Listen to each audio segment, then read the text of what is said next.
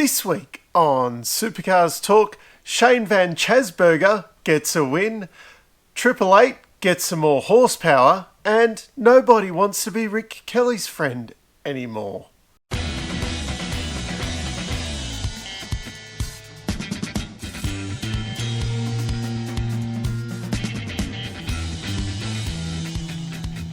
Some might say the last competitive co-driver seat has been announced this week, and it wasn't Rick Kelly.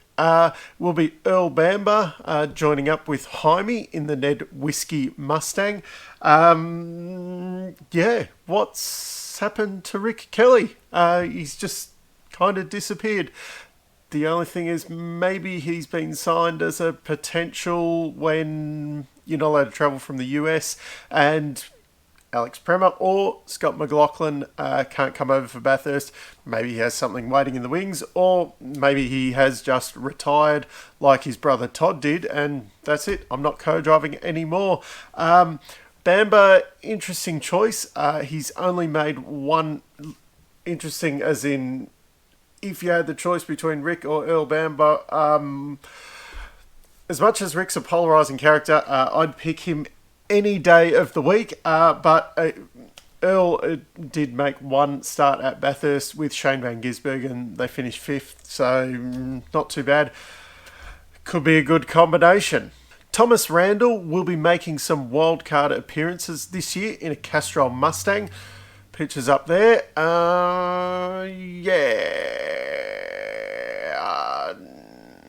Considering how good Rick Kelly's Castrol Mustang looked last year.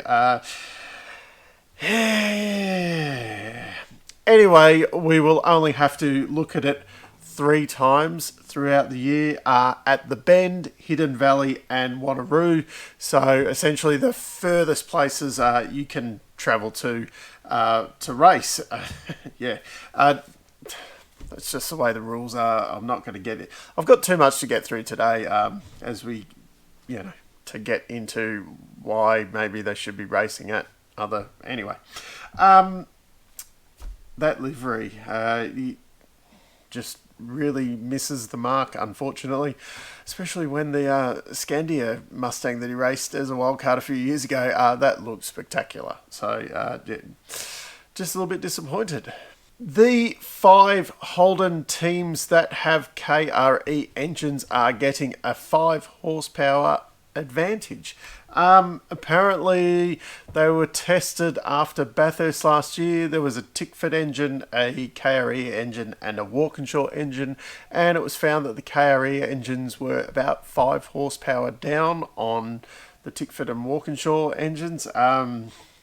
Whether anyone's noticed on track that they're 5 horsepower down, whether maybe that was a dud one out of the batch. I would have thought maybe you would have tested more than just 3 engines. Anyway, so Triple Eight, Matt Stone Racing, Brad Jones Racing, Team 18 and Techno Team Sydney, all at some point over the next couple of rounds, their engines will be upgraded to get the super extra 5 horsepower.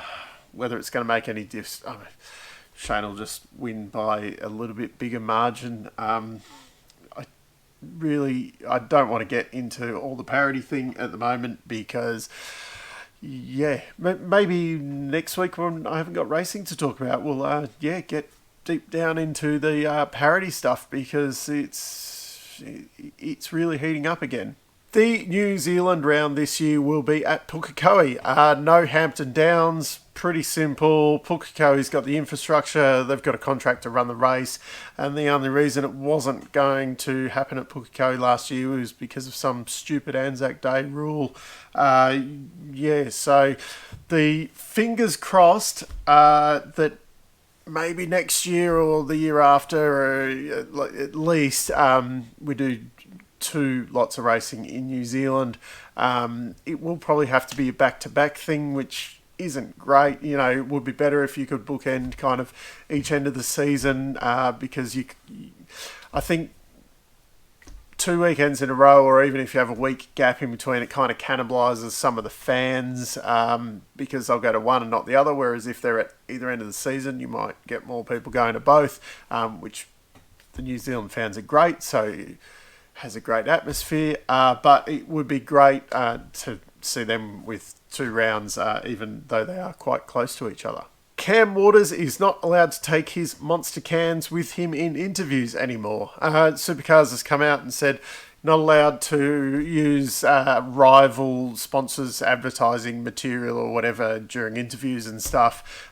So because apparently Red Bull is a platform sponsor of Supercars, convenient that one, Cam Waters not allowed to have a monster can with him, although he can wear all his monster gear. What's the difference if he has a monster can? I assume that means that Shane Van Gisbergen and Jamie Whincup, etc., they're fine to be drinking out of a Red Bull can because it's a sponsor of the series. That's probably the main one that's going to be affecting him. It's not like you're going to bring a mobile Bowser up to the thing or whatever. But yeah, it's one of those, maybe if they were bringing up a can of Jim Beam, maybe stop that because, shouldn't be advertising drinking and driving. Although we have champagne on the podium. Anyway, yeah, let's not get into that one right now. But yeah, it's just one of those little, as long as they're not getting out of hand with it. If they've got a can of Monster, who cares? Because they've got Monster printed all over his jumper and whatever. Another rule for rules' sake, really. Triple Eight released some photos this week of the Gen 3 chassis. It just looked like a heap of metal. Really, to me, it looked pretty similar to the Gen 2 chassis. Yeah, not sure why that is the specific General Motors chassis, and the Ford one will be released in a few weeks. Not sure why the Ford one's behind where the General Motors one is, or as far as I knew, they were all going to be the same. They'll just chuck in a different engine, essentially what we've got now. Just that you can fit a 2-door car on it better. They did this to try and clear up some, but it nearly gave more questions than answers, really. So, yeah, the messaging around Gen 3 at the moment is lacking a bit. They have been playing with steering wheels as well. Apparently, Max Pappas Industries or something like that. Max Pappas was a IndyCar driver back. I think he might have even did a bit of Formula One. Anyway, his company is going to be making the steering wheels. So at least that does stop these, big dollar steering wheels that Triple Eight's been building, because then everyone else will have to build them. At least if everyone has the same steering wheel, you don't have stuff like that. But then also, if Shane Van Gisbergen buggers a shoulder, is there going to be an option for a bigger steering wheel when you want to, drive the bus, or if you have a power steering pump failure? Once again, more questions under Gen 3 than answers we have currently. In Super 2 news, Terry Wyhoon has stepped down from the board after being disqualified from the last round with the whole Jordan Boys engine thing. A little bit sad to see. It was good having the two more independent kind of guys on the board. The big question is who will replace him. I'm assuming it's going to be out of who were probably the two obvious choices at the start for the board, either Ben Eggleston or Matthew White. But we'll see what happens. Finally, there was some racing on the weekend. We'll start off with the qualifying. 3 different sets of qualifying for 3 sprint races that were the same. So the race formats were the same for the 3 races, but we had 3 different qualifying sessions. So the first qualifying was one of those drawn out affairs. They were nearly with the A and B, but we had 2 lots of 12, then we had a 16, and then we had a 10. So I still think we should have dropped out of the 2 lots of 12 at first. We dropped 4 out of each session, which is dropping 8, which gets us to 16. And then I think we should have dropped 8 again to give us a top 8. Now, granted, a top 8 doesn't sound as cool as a top 10, but yeah, I think having that kind of even split down the sessions, and then on the Sunday we had an 8-minute session and then a 5-minute session with the split grid again, but it was weird because the times were aggregated. So if you say you qualified on pole with a 50-second lap, and then everyone else in your session had a 52-second lap, and then all the guys in the second session were like 51-second, they all kind of slotted in there. So the guy who was second in the first session might have ended up 10th or something overall, where not a big issue on the weekend because the conditions were very similar. There didn't seem to be an advantage on either session, but I can see if there's slightly changeable conditions or something down the track, that you might be the fastest in one session, and then whatever, say it's a drying track or whatever, the second session comes out, and then you end up not last, but you end up 13th, say, even though you were the fastest out of your session. What I think it should be is the fastest driver out of either session, he ends up on pole, and then the fastest out of the other session ends up second, and then third is out of that session, and then fourth, kind of thing down there. So even if there is a bit of weather effect or something like that, maybe the wind changes, there's all these little subtle differences that can affect it. At least if you are the fastest in your session, you end up on the front row. If you're the slowest in your session, you end up on the back row. You might be on one or other. It just makes it a little bit fairer, I suppose. And you can't really say, there's a better session or a worse session. I mean, the way they've split the teams is very good. It's not like you draw out of the hat and, you've got the top 10 in the championship in one session and then the bottom, 10 or top 12 and bottom 12 in one session kind of thing. It does. Anyway, qualifying, we'll probably be complaining about that all year. First race, Shane van Gisbergen didn't win the start, but that's okay. He just drives to the front and wins anyway. Chaz actually passed Cam Waters without crashing. that was pretty impressive. It's been a while since that happened. And Jack Smith, really impressive qualifying, and then like a stone going through water, dropped back in the race. Normal programming commenced. And also, even though he had a really good qualifying session, he got penalised 3 grid spaces for impeding Jack LeBrock in the qualifying session. So, Jack Smith seems like a fun bloke, but it's hard these days because these pay drivers, they're not totally out of their depth, but if it wasn't for the money, he wouldn't be there essentially. So, as with everything this week, that's an argument we can have for another day when we have more time. In race 2, we saw some chaos on lap 1. Jack LeBrock decided he was going to take out Anton De Pasquale at the hairpin. He was getting a little bit of a shove from behind, but I think, then just cars going everywhere. I'd put some footage up there, but I'm not allowed. And then there was the Courtney and Macaulay Jones incident on the main straight, if you can call it a straight there.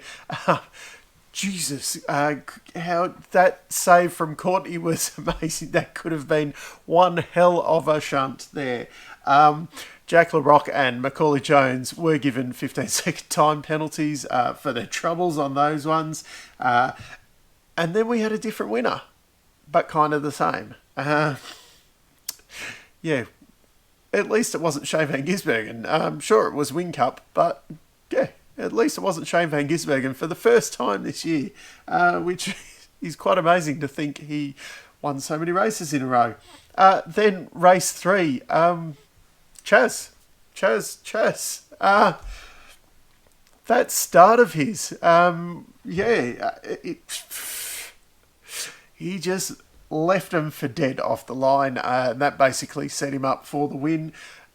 His first win in Holden. Yeah, of course, we get all the parity talk now because it's still a Holden winning, but it was just great to see.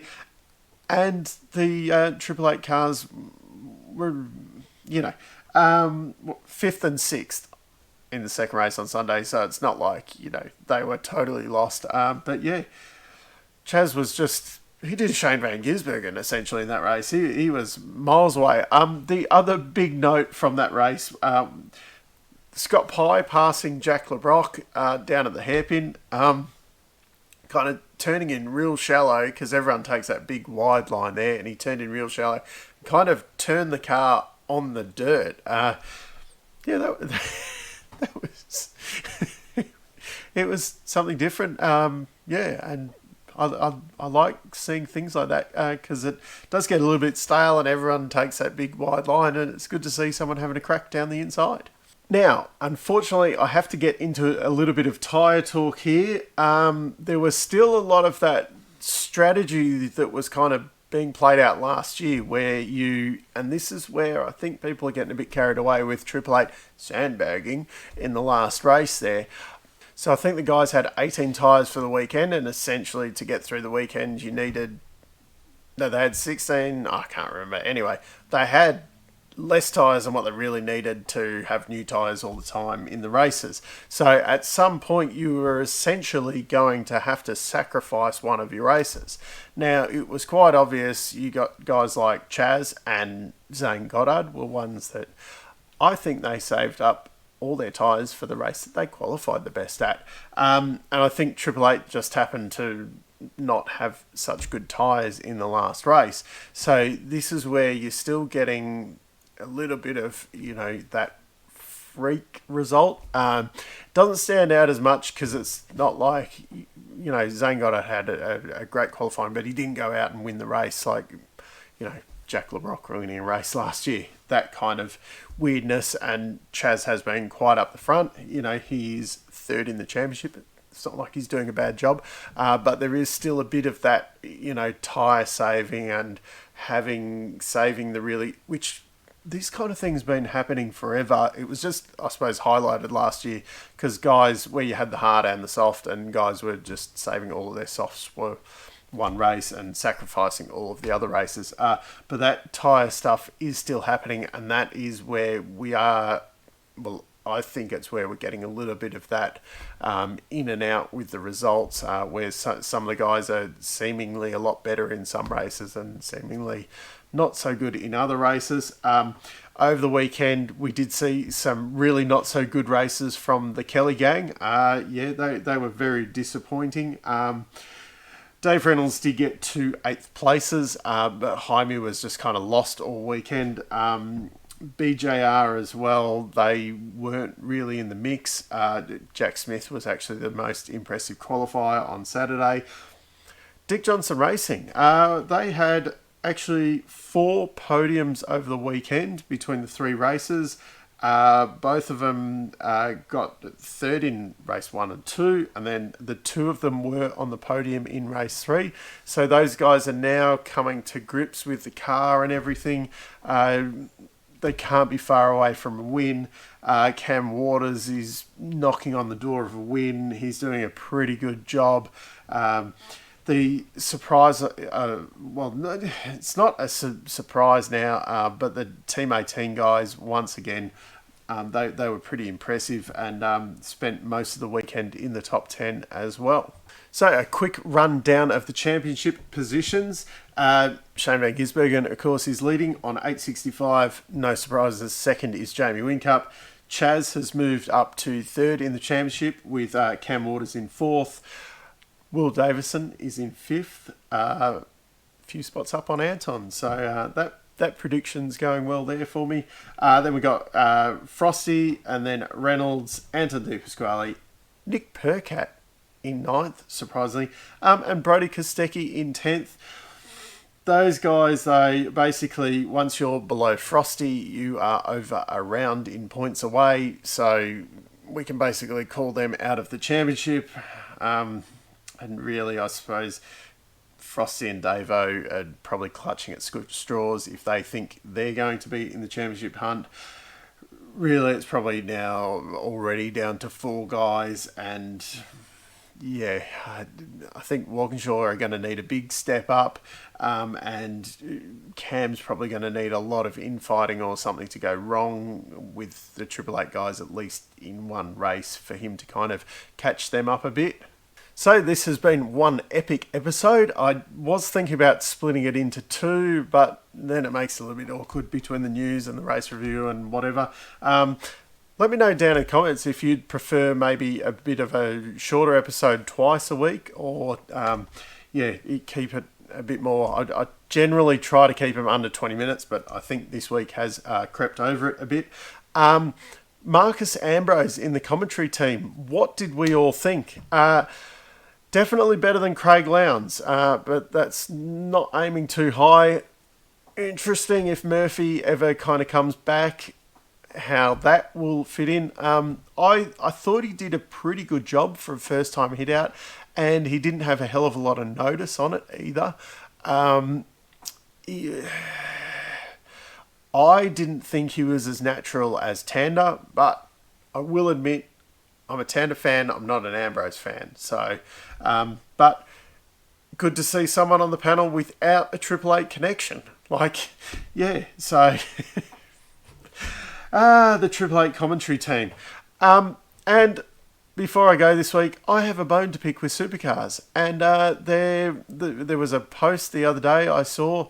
They'd done my Shane Van Gisbergen Terminator face thing. So, and I didn't think that was the best idea I'd ever had. And yeah, I assume they're copying that, because after the, not the takedown, but the copyright thing, they are watching. So, if you're going to copy me, can I put little videos of what happened in the racing up there?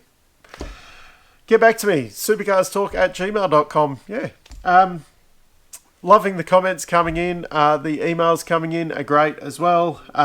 Sorry I haven't been doing much on Instagram. Got a bit going on at home. So, yeah. Keep them coming though. And until next time, I'm still Dave, and I'll catch you later.